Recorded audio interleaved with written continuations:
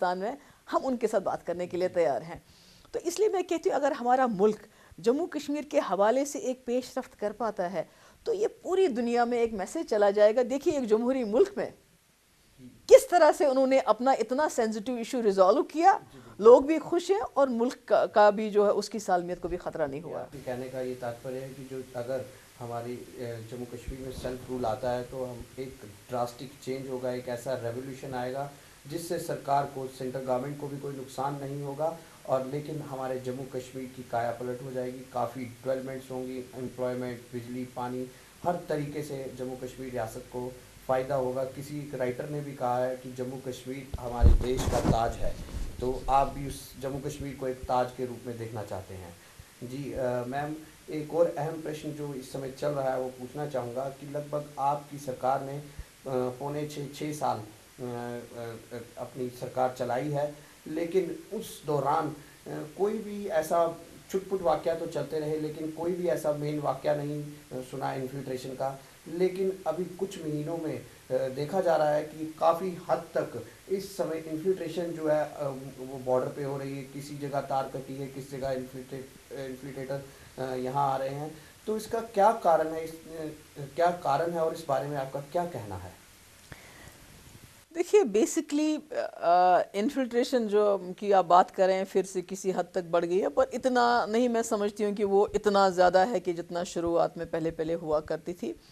ये सारा जो इन्फिल्ट्रेशन, वहाँ का मिलिटेंट आना, हाथ से बढ़ना, लेकिन ऐसा है ना, जब देखा ना हो काफ़ी हद तक जो पिछली हाँ सरकार गई है उसमें ना देखा नहीं, मैं वाकया नहीं मैं उसी देखा की गया। बात कर रही हूँ कि बाहर से मिलिटेंट तब आते हैं जब उनको कहीं ना कहीं लगता है कि लोकली उनको सपोर्ट मिल सकती है, क्योंकि जब बाहर से कोई आएगा तो उसको मालूम है मुझे इस एरिया में रहना है।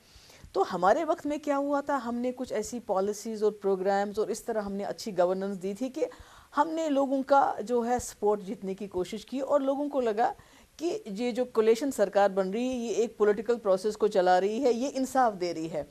तो लोगों का जो ध्यान है मिलिटेंसी के सपोर्ट में वो कम होता गया।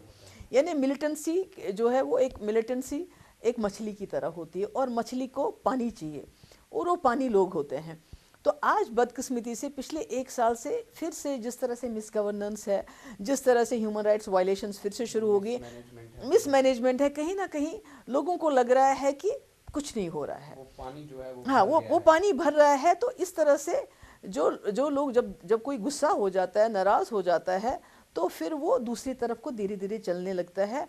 तो मुझे लगता है कहीं ना कहीं किसी न किसी तादाद में कहीं ना कहीं लोगों का जो रुझान है वो सरकार के साथ गुस्सा होते हुए दूसरी तरफ धीरे धीरे चल रहा है, जिसकी वजह से जो मिलिटेंट्स की एक्टिविटी बढ़ रही है।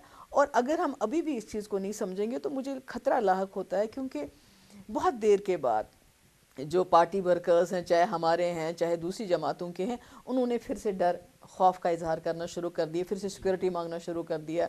फिर से वो कहते हैं हमें किसी सिक्योरिटी जोन में कमरा दिला दीजिए, क्योंकि पिछले दिनों में कई जो है पॉलिटिकल किलिंग्स हो गई हैं। 2 दिन पहले वो CPIM कम्युनिस्ट पार्टी के 2 लोग मारे गए, उससे पहले नेशनल कॉन्फ्रेंस, इसी तरह से। तो मेरा ये मानना है कि अगर आप गुड गवर्नेंस देंगे, गुड गवर्नेंस खाली जम्मू कश्मीर में सड़कें बनाना या पानी बिजली नहीं, गुड गवर्नेंस के साथ पॉलिटिकल प्रोसेस। जब आप इन दोनों चीज़ों को बैलेंस करके चलेंगे तो कहीं ना कहीं आप लोगों को अपने साथ लेके चलते हैं। जब आप दोनों चीज़ों को नकारते हैं, कुछ भी नहीं देते हैं, तो कहीं ना कहीं आप लोगों को दूसरी तरफ धकेलते हैं, और वही इस वक्त हो रहा है। आपके कहने का मतलब ये है कि जिस तरह जनता की एक्सपेक्टेशंस रहती हैं और सरकार अगर उन एक्सपेक्टेशंस पे खरी उतरती है तो वो अपना जो माइंड है कहीं और डाइवर्ट नहीं करते, लेकिन जब सरकार उनकी एक्सपेक्टेशंस पे खरा नहीं उतरती तो लोग नाराज़ होकर किसी और तरफ भागने की कोशिश करते हैं। तो उस वजह से भी थोड़ा सा हमारी रियासत का, देश का जो माहौल है वो ख़राब हो सकता है, और जो कि अभी देखने को भी थोड़ा सा मिल रहा है। बिल्कुल जी, ये थे हमारे साथ मैडम महबूबा जी, और हमने इनसे ये जाना कि क्या क्या हमारी रियासत में इस समय ज़रूरत है और क्या पॉलिसीज़ पे सही काम कर भी रही है सरकार या नहीं। और इन्होंने पूरे स्पष्ट शब्दों में हमें ये बताया कि सरकार अगर पॉलिसी पे काम कर रही होती तो आज जम्मू कश्मीर रियासत में ये भुखमरी ना होती, क्योंकि इस समय आम जनता का ये कहना है कि हमें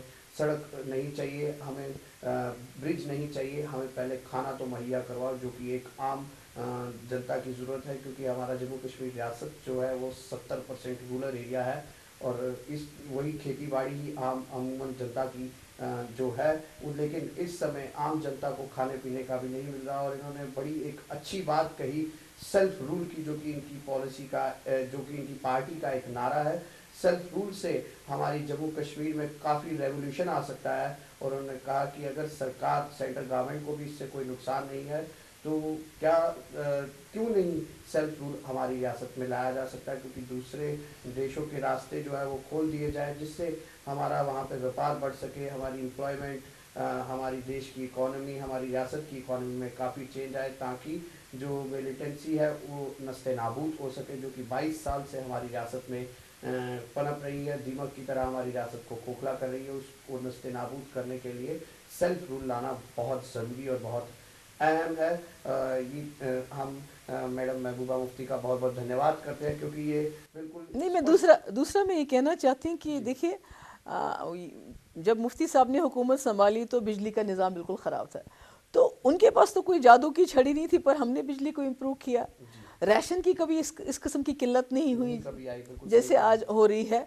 और आपने देखा कि किस तरह से जम्मू में, लद्दाख में, कश्मीर में हर एक को लगा कि ये हमारा साझा, ये जो सरकार है ये साझी सरकार है। लद्दाख हिल डेवलपमेंट काउंसिल वाले खुश, जम्मू के लोग खुश और कश्मीर के लोग खुश। मगर अगर आज आप देखेंगे तो हर जगह जो है सब कुछ तितर बितर है, और जो बेसिक चीज़ है, बेसिक चीज़ तो रोटी है, रोटी है। वो लोगों को मुहैया नहीं हो रही है। और सरकार जो है अखबारों के ज़रिए और टीवी के ज़रिए, जहाँ मुझे ये भी अफसोस की बात है कि जब मुफ्ती साहब सरकार में थे तो हम कभी ये नहीं सोचते कि टीवी पे क्या आ रहा है, हम ये नहीं सोचते थे अखबार में आज कौन अखबार सी, में। हमें कोई बॉदरेशन नहीं थी। मगर आज हर चीज़ को कंट्रोल किया जाता है, सारे चैनल्स को कंट्रोल किया जाता है, न्यूज़ को कंट्रोल किया जाता है, अखबार को कंट्रोल किया जाता है। नतीजा ये है कि सरकार को खुद भी पता नहीं चलता है कि ज़मीन के ऊपर क्या है, जी, क्योंकि हम जब लोग आप कर लिख, क्या रहे हाँ, हैं। नहीं, पता नहीं चलेगा। कैसे पता चलेगा जबकि आपने एक आदमी को सिर्फ इसी चीज़ के लिए रखा है कि भाई आप देखो कौन सी खबर कहाँ जा रही है, उसको आप किसी तरह स्टॉप कर लो।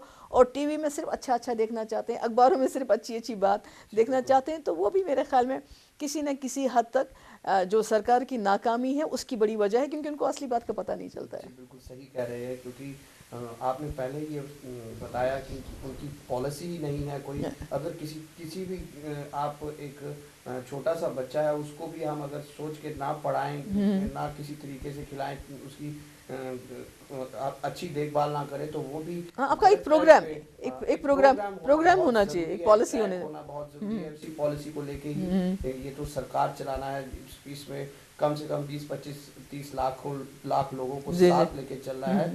तो ये एक अहम चीज़ है कि पॉलिसी होना बहुत ज़रूरी है।